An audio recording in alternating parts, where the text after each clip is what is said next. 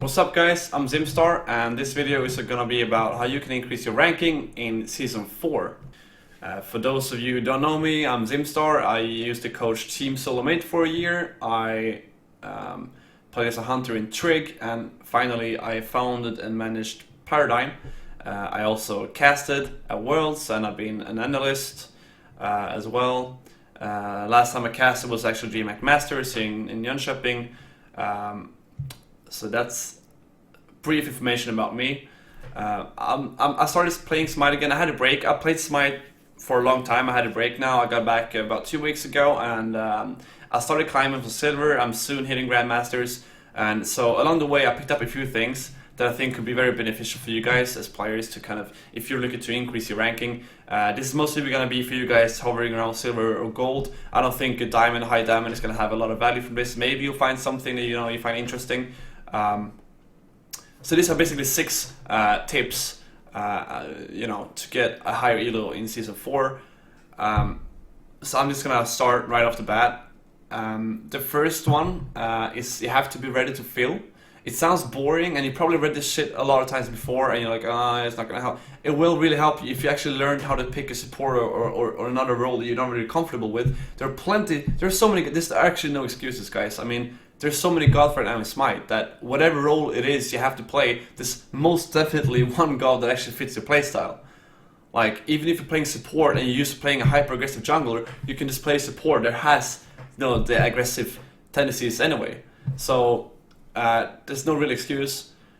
Second of all, you have to pick for the team, and that means if your team is lacking something that you desperately need, let's say you need CC because they have a lot of hyper-aggressive assassins on the other team, don't be scared to pick something that doesn't by itself usually carry games, but that brings something to your team that you need. It is a team game, and this is probably relevant more in the higher tiers of Platinum, Diamond.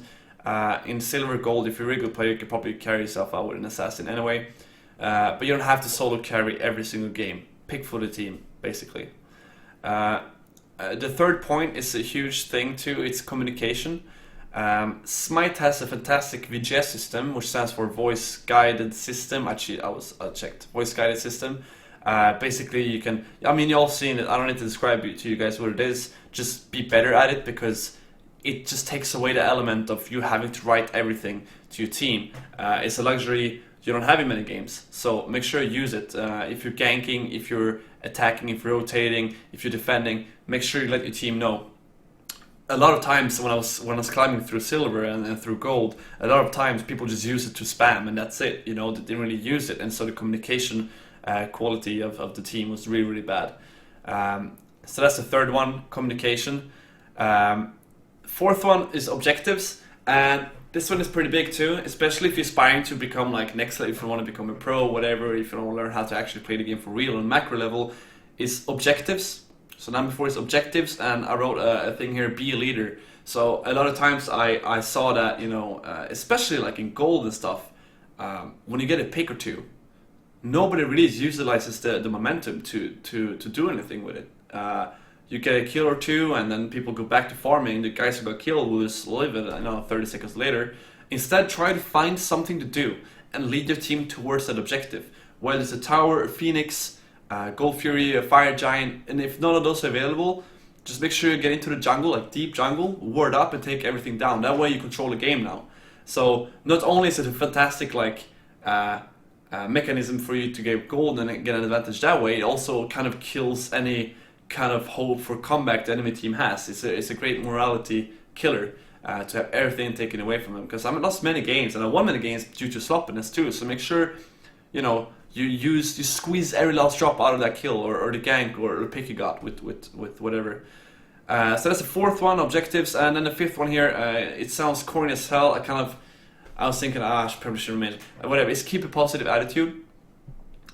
Basically, don't be toxic. I'm not telling you to be like, oh hey, how you guys doing tonight? You don't have to. Of course you can, but you don't have to. Just don't be toxic. Don't blame your team for shit going on. You guys are in the same team, like it or not, for like 20-25 minutes, and you're gonna have to deal with these people. So try to find a common ground, and if people do mistakes, it's never ever going to help. You can't rewind time. There's no second chance anyway. If someone makes a fucking stupid play, just tell them, hey, you know, next time maybe we can do this or set it up differently. Just try to not trash talk them. Like, you can be critical, but you also have to be nice about it, if that makes any sense. So the last one I think is, a lot of people are going to be hearing this video and be like, oh, but Zimstar, I heard all this before, I'm still silver. This is the last one too, I haven't seen a lot of pros talk about, and it's basically allow yourself to be carried, or to get carried.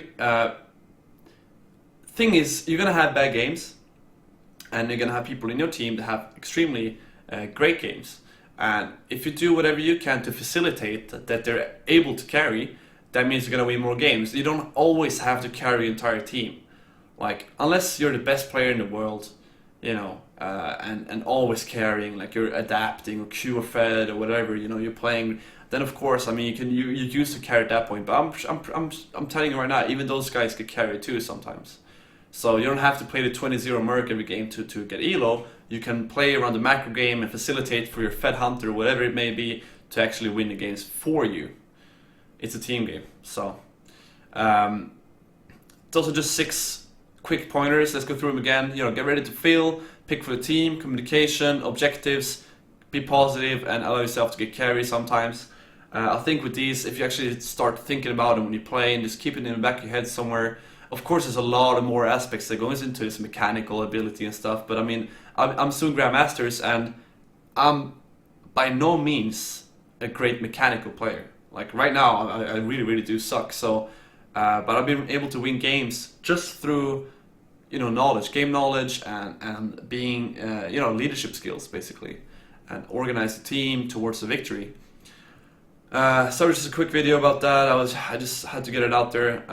So many people have been asking me lately on Twitter and stuff, you know, how to carry yourself out of games, and people in game too. Oh, you know, how are you climbing so fast? So just some pointers that I've been thinking about.